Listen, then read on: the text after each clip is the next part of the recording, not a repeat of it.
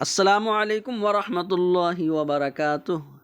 الاشباح والنظائر صفحہ نمبر 294۔ بسم اللہ الرحمن الرحیم۔ الفن الخامس من الاشباح والنظائر، تو یہ اشباح والنظائر کا 5واں فن ہے، یعنی کتاب الحیل۔ بسم اللہ الرحمن الرحیم۔ الحمد للہ الذی یعلم دقائق الامور من غیر التباس، تمام تعریفیں اس اللہ کی ذات کے لیے کہ جو بلا شک تمام امور کی باریکیاں جانتا ہے۔ وَيَحْكُمُ بِمُقْتَضَى عِلْمِهِ وَإِنْ جَهَلَ النَّاسُ، اور اللہ رب العزت اپنے علم ازلی کے مطابق فیصلے فرماتا ہے، اگرچہ لوگ جو ہے ناآشنا ہوں۔ اور درود و سلام ہو علی افضل من اعتمد علیہ وفوض الامور کلها الیہ، تو درود و سلام نازل ہو اس ذات پر کہ جو قابل اعتماد میں سب سے افضل ہیں اور جن کی طرف سارے امور کی سپردگی ہوتی ہے۔ وبعد فہذا هو النوع الخامس من الاشباح والنظائر، تو یہ اشباح والنظائر کی 5ویں نوع ہے، وہو فن الحیل، تو یہ فن حیل کے نام سے ہے۔ جمع حیلۃ، تو حیل جو ہے یہ حیلہ کی جمع ہے، اور حیلہ کسے کہتے ہیں؟ وہی الحذق فی تدبیر الامور، یعنی امور کی تدبیر میں جو ہے وہ مشق کرنا، تو یعنی امور کی مدبر کرنے میں، امور کی تدبیر کرنے میں جو ہے وہ مہارت ہونا، تو یہ حیلہ ہے، کوئی تدبیر نکال دینا، مانا وہی تقلیب الفکر، تو اس کا مطلب یہ ہے کہ اپنی فکر کو گردش دینا کہ اس کا کوئی حیلہ تلاش کیا جائز۔ حتیٰ یہتدی الی المقصود، تو اس کا مطلب ہوتا ہے فکر کو جو ہے گردش دینا یہاں تک کہ مقصود تک رہنمائی ہو جائے۔ وَأَصْلُهَا الْوَاوُ، تو فرماتے ہیں کہ حیل جو ہے تو اس میں اصل جو ہے نا وہ واو ہے، تو واو کو یا سے بدل دیا ہے۔ وَاحْتَالَ، اور باب افتعال سے جو ہو تو یہ احتال آئے گا، فعل ماضی، اس کا مطلب ہوگا طلب الحیلت، حیلہ طلب کرنا۔ کدا فی المصباح، جیسے کہ مصباح لغت میں ہے۔ اختلف مشائخنا فی التعبیر عن ذلک، اب ہمارے مشائخ نے اس کی تعبیر میں جو ہے وہ اختلاف کیا ہے، مطلب اس کی تعبیر میں ہمارے مشائخ الگ الگ ہیں بہت۔ فاختار کثیر التعبیر بکتاب الحیل، تو بہت سے لوگوں نے ان مسائل کی تعبیر جو ہے وہ کتاب الحیل سے کی ہے، تو فرماتے ہیں واختار کثیر کتاب المخارج، تو ان میں سے بہت سو نے جو ہے اس کا نام کتاب المخارج رکھا ہے۔ واختارہ فی الملتقط، اور اس کو جو ہے ملتقط میں ہی پسند کیا ہے کہ کتاب المخارج ہو۔ وقال ابو سلیمان کذبوا علی محمد لیس لہ کتاب الحیل، تو فرماتے ہیں کہ ابو سلیمان یہ کہتے ہیں کہ امام محمد علیہ الرحمہ پر لوگوں نے جو ہے وہ کذب اور افطرا باندھا، یعنی کذب کی نسبت کی یہ کہہ کر کہ ان کی جو ہے کوئی حیلوں کی کتاب نہیں ہے۔ وَإِنَّمَا هُوَ الْحَرْبُ مِنَ الْحَرَامِ وَالتَّخَلُّصُ مِنْهُ حَسَنٌ، اور فرماتے ہیں کہ دیکھیے حرام سے، یعنی حرام سے ہٹنا اور حرام سے بچنا اور اس سے جو ہے چھٹکارا پانا حسن، یا اچھی چیز ہے، تو یہی حیلہ ہے، ٹھیک ہے۔ تو وَإِنَّمَا هُوَ الْحَرْبُ، یہاں سے جو ہے اس کی تعریف کر رہے ہیں کہ حرام سے بچنا اور اس سے چھٹکارا پانا حرام سے حسن، یا اچھی چیز ہے، اور حیلے میں جو ہے یہی ہوتا ہے۔ کہتا ہمارے علماء کا مذہب یہ ہے کہ ہر وہ حیلہ کہ جس میں آدمی یہ جو ہے دوسرے کا حق باطل کرنے کی کوشش کرے، تو اب ظاہر سی بات ہے وہ مکروہ تحریمی ہوگا، لیکن صرف جو ہے وہ حرام سے بچ رہا ہے، اس سے چھٹکارا پا رہا ہے، تو یہ جو ہے اچھا ہے۔ قال اللہ تعالی، اللہ کا فرمان ہے وَخُذْ بِيَدِكَ ضِغْثًا فَاضْرِب بِهِ وَلَا تَحْنَثْ، تو یہ حضرت ایوب علیہ السلام نے جو قسم کھا لی تھی تو اس سے چھٹکارے کی یہ تعلیم دی گئی ہے اس آیت کریمہ میں، کہ انہوں نے قسم کھائی کہ وہ اپنی بیوی کو جو ہے وہ 100 لکڑیاں جو ہے ماریں گے، 100 اب ڈنڈے کہہ لیجیے، 100 ڈنڈیوں سے جو ہے ماریں گے۔ تو یہ جو ہے قسم کھا لی تھی انہوں نے۔ اب قرآن میں جو ہے اللہ نے یہ فرمایا کہ وَخُذْ بِيَدِكَ ضِغْثًا، کہ تم اپنے ہاتھ میں جو ہے وہ جھاڑو کی سیکیں لو اور اس کے ذریعے مارو، تو 100 سیکیں ہو جائیں گی، وہ 100 ڈنڈیاں۔ وَلَا تَحْنَثْ، اور تم ہانس نہ ہوگے۔ ٹھیک ہے، فرماتے ہیں وَذُكِرَ فِي الْخَبَرِ، اور حدیث میں یہ ذکر کیا گیا ہے کہ أَنَّ رَجُلًا اشْتَرَى صَاعًا مِّن تَمْرٍ بِصَاعٍ، کہ ایک شخص نے 1 صاع تمر 2 صاع کے بدلے خرید لیے، تو یہ تو ربا ہو گیا کہ 1 صاع تمر 2 صاع کے بدلے۔ تو فقال صلی اللہ علیہ وسلم اربیتا، تو اللہ کے رسول نے فرمایا کہ تو نے ربا کیا ہے۔ اس نے کہا اربا یربی ارباؤن کا معنی ربا کرنا، اربیتا تو ربا میں مشغول ہو گیا، یعنی تو نے ربا کیا ہے۔ حلا بعت تمرک بالصلعۃ ابتعت بصلعتک تمرا، کیوں تو نے اپنے 1 صاع کھجور کو سامان کے بدلے نہ بیچا، کہ پھر تو اپنے سامان سے جو ہے وہ کھجور خرید لیتا، تو اگرچہ بات وہی ہو جاتی، ٹھیک ہے،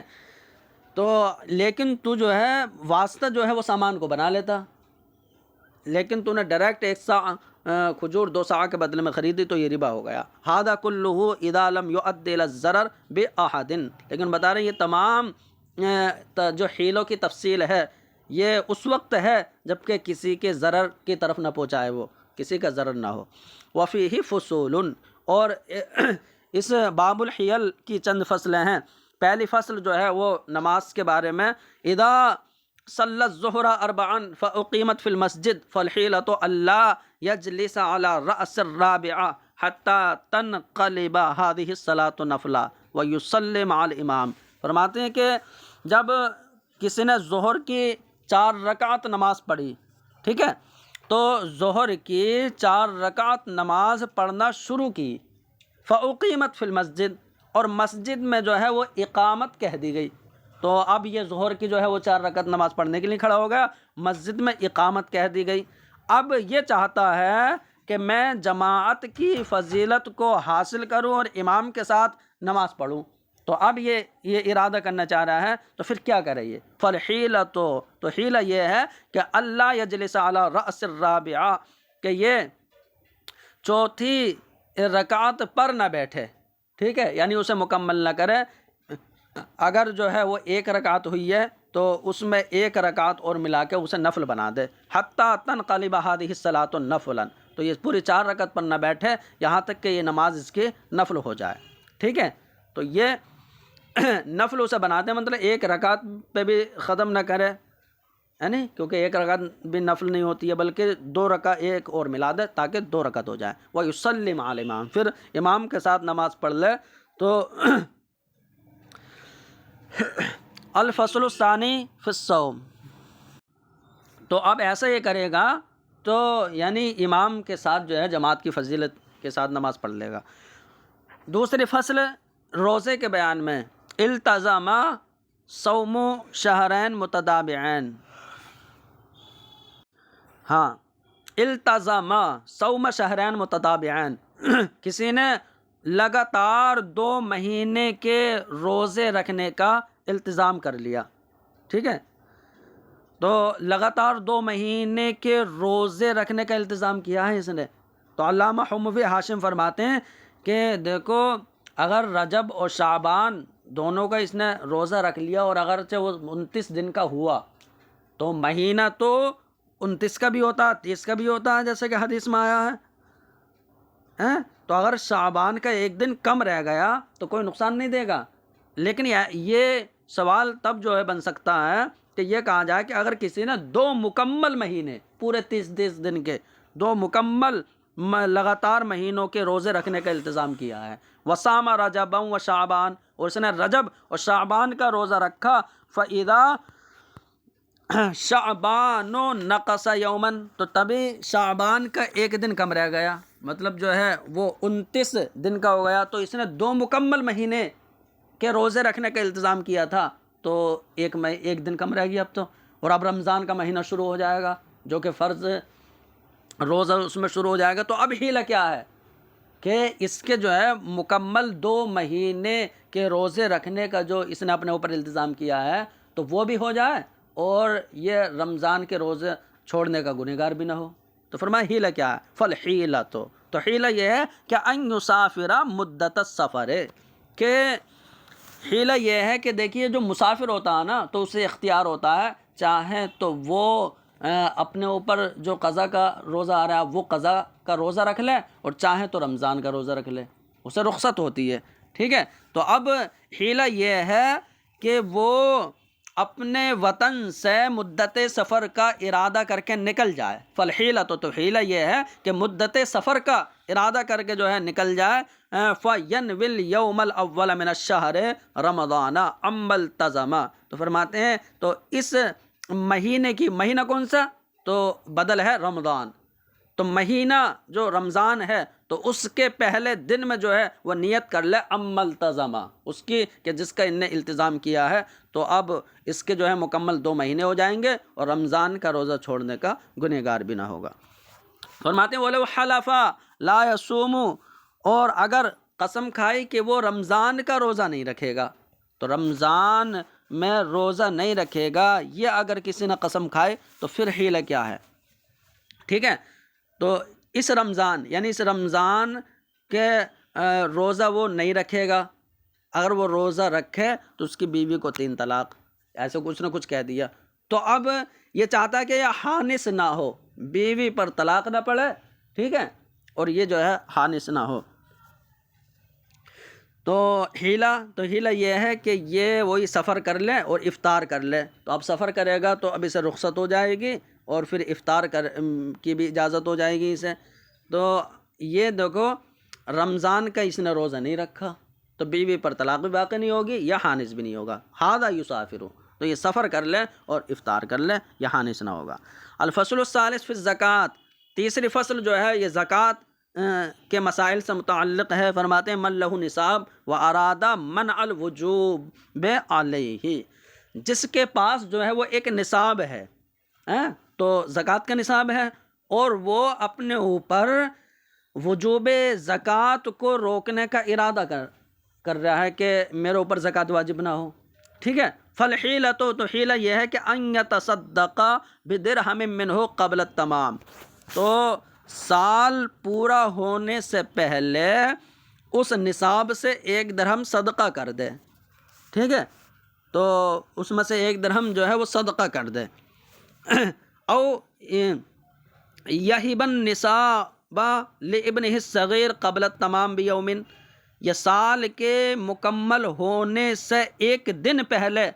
اپنے چھوٹے بچے،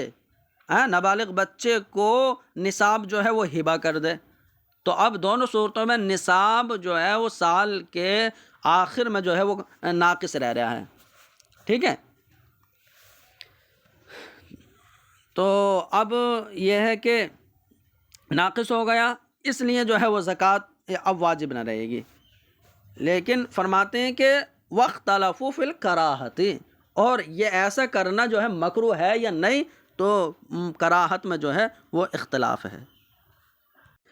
اور علامہ حموی حاشم فرماتے ہیں کہ قاضی ابو یوسف نے سال کے آخر میں اپنا مال اپنی بیوی کو ہبہ کر دیا تھا، پھر اس سے جو ہے وہ بعد میں لے لیا تھا تاکہ زکوٰۃ ساقط ہو جائے۔ جب اس کا تذکرہ حضرت امام اعظم سے کیا گیا تو امام اعظم نے فرمایا کہ یہ ان کے فقہ کی بات ہے، یہ ان کا تفقہ ہے کہ انہوں نے جو ہے وہ حیلہ تلاش کر لیا، اگرچہ یہ مکروہ ہے، یعنی طرفین کے نزدیک تو امام اعظم اگرچہ مکروہ کہتے ہیں لیکن یہ ہوا تھا۔ تو اب دیکھو اس میں جو یہ صورت ہے کہ اپنے چھوٹے بچے کو نصاب ہبہ کر دے، تو بعض فضلاء یہ کہتے ہیں کہ اگر اپنے بچے کو نصاب ہبہ کرے گا یا اپنے قریبی کو، بیوی وغیرہ کو، تو وہاں ہبہ میں رجوع کرنے کی حاجت ہوگی، حالانکہ یہ ہمارے نزدیک صحیح نہیں ہے، کیونکہ قریب کو ہبہ کر کے پھر رجوع کرنے کی جو ہے وہ اجازت نہیں ہے، یہ مانع رجوع ہبہ ہے قریبی ہونا۔ پھر دوسری بات یہ ہے کہ ہاں وہ صورت کے جو الغاز میں ذکر کی گئی ہے کہ بچہ اگر اجنبی کا مملوک ہو تو پھر رجوع کر سکتا ہے، تو وہ یہاں پر ہو سکتی ہے، لیکن بعد میں یہ کہہ سکتے ہیں کہ نہیں وہ بھی نہیں ہو سکتی، کیونکہ وہ ہبہ پھر بیٹے کو نہیں ہوگا، اس کے آقا کو ہوگا۔ تو خیر جو ہے فرماتے ہیں وقت تلف فی الکراہتی، اگر جو ہے ہبہ کر دیا سال کے تمام ہونے سے پہلے، اب یہ مکروہ ہے یا نہیں، تو اس میں اختلاف ہے۔ فتویٰ کس بات پر ہے؟ تو فتویٰ یہ ہے کہ ایسا حیلہ زکوٰۃ کو ساقط کرنے کے لیے یہ جائز نہیں ہے۔ یہی امام محمد کا معتمد علیہ قول ہے، اور یعنی اس زکوٰۃ کے ایسے مسائل میں امام محمد کے قول پر یعنی فتویٰ ہوتا ہے۔ فرماتے ہیں وَمَشَائِخُنَا أَخَذُوا بِقَوْلِ مُحَمَّدٍ، اور ہمارے مشائخ نے امام محمد کے قول پر عمل کیا ہے، دفع للضرر عن الفقراء، فقراء سے ضرر کو دفع کرنے کے لیے، ورنہ تو لوگ ایسے ہیلے تلاش کر کر کے زکوٰۃ کا وجوب ختم کرتے رہیں گے تو فقراء کو ضرر ہو جائے گا۔ تو امام محمد کے قول پر عمل کیا ہے۔ وَمَن لَهُ عَلَى فَقِيرٍ دَيْنٌ وَأَرَادَ جَعْلَهُ عَنْ زَكَاةِ الْعَيْنِ، فرماتے ہیں جس انسان کا فقیر پر قرض ہو، تو یعنی قرض ہے فقیر پر، اب وہ یہ چاہتا ہے کہ یہ فقیر آدمی سے کہاں میں قرض لوں گا، اسے میں نے زکوٰۃ بھی ادا نہیں کی ہے، چلو اسی کو زکوٰۃ بنا دے رہا ہوں جو اس کے پاس قرض ہے۔ تو جب تک اس پر جو ہے قبضہ نہیں کرائے گا ایسے زکوٰۃ ادا ہوگی نہیں، ٹھیک ہے، دین سے زکوٰۃ ادا نہیں ہوگی۔ تو اب کیا ہیلہ کیا ہے اس کا؟ تو فرماتے ہیں ہیلہ یہ ہے کہ جو اس پر دین ہے وہ دین صدقہ کر دے، پھر بعد میں اس سے کہا لاؤ ہمارا دین دے دو، تو پھر اپنا قرض واپس لے لے۔ اور فرماتے ہیں کہ جس کا فقیر پر دین ہو وَأَرَادَ جَعْلَهُ عَنْ زَكَاةِ الْعَيْنِ، اور وہ عین کی زکوٰۃ اس کو جو ہے قرار دینا چاہتا ہے، تو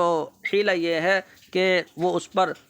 جو دین آ رہا ہے وہ صدقہ کر دے، ثم يَأْخُذُهُ مِنْهُ عَنْ دَيْنِهِ، پھر وہ اس فقیر سے اس مال کو جو ہے لے لے، اندائی نہیں اس کے دین سے، تو اس کا جو دین ہے تو اس دین کو جو ہے فقیر سے لے لے۔ وَهُوَ أَفْضَلُ مِنْ غَيْرِهِ، تو فرماتے ہیں کہ یہ صورت جو ہے فقیر کو پر صدقہ کر دینا، پھر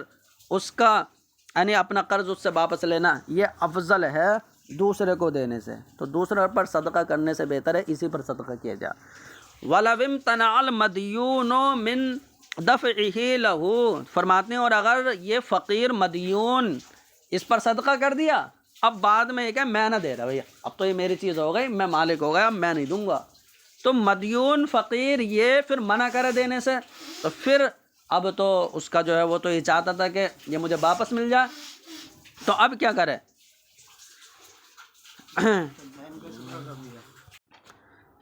ہاں، تو حیلہ جو یہ بیان کیا کہ اس پر صدقہ کرے، تو صدقہ کرنے کا مطلب یہ تھا کہ وہ دوسرا مال صدقہ کرے گا،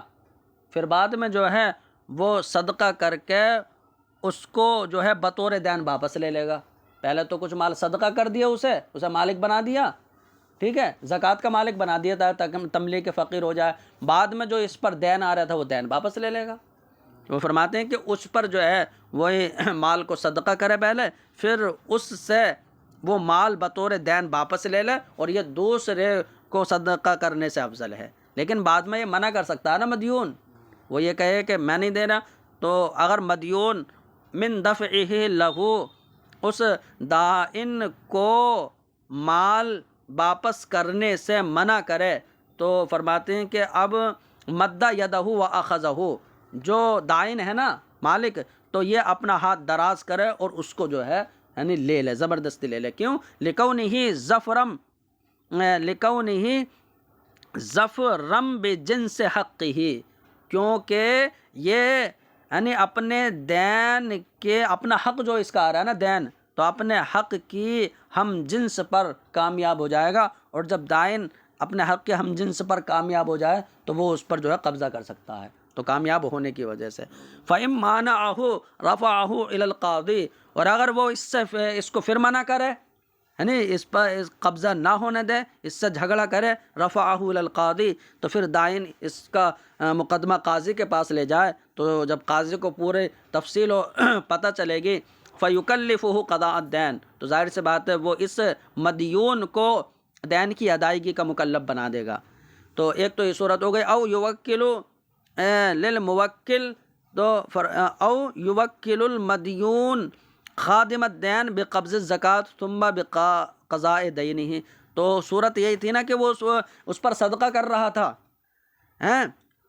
تو دائن جو ہے وہ مدیون پر صدقہ کر رہا تھا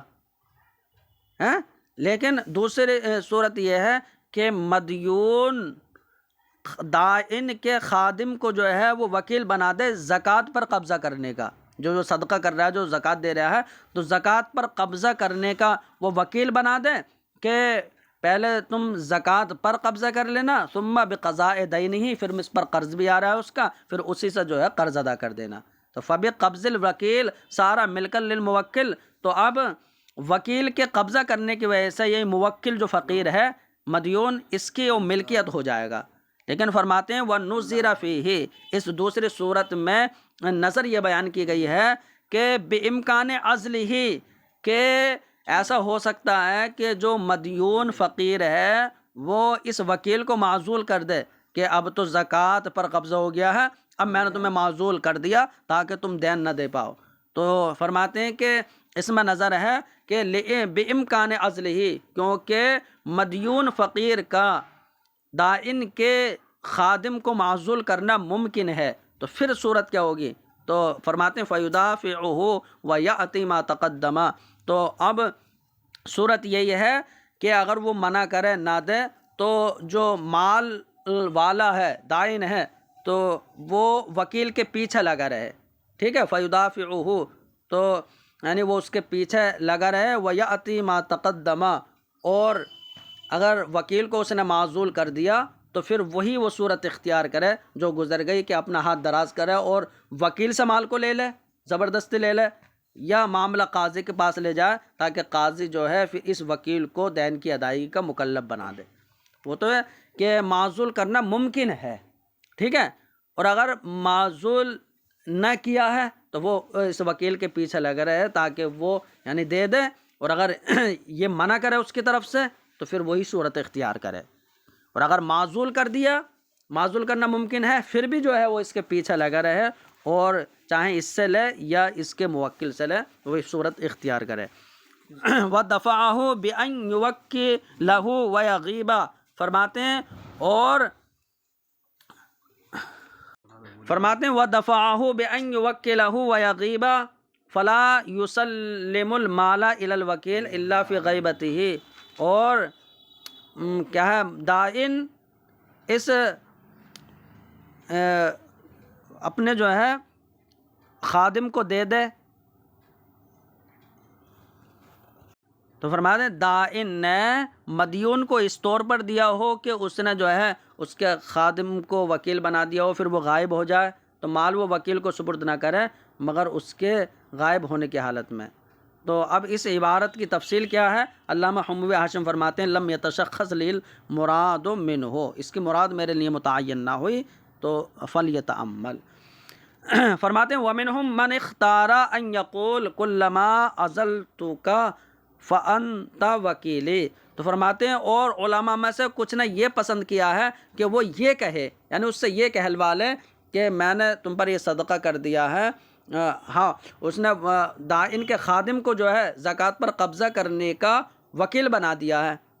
تو اب وہ اس سے یہ کہلوا لے کہ جب جب میں تمہیں معزول کروں تو تم میرا وکیل ہے، تاکہ وہ معزول ہی نہ کر پائے، پھر معزولی ممکن نہ رہیں گی. تو وہ یہ کہلوائے کہ کلما عزلتک فانت وکیلی، کہ جب جب میں تجھے معزول کروں تو میرا وکیل ہے. لیکن فرماتے ہیں کہ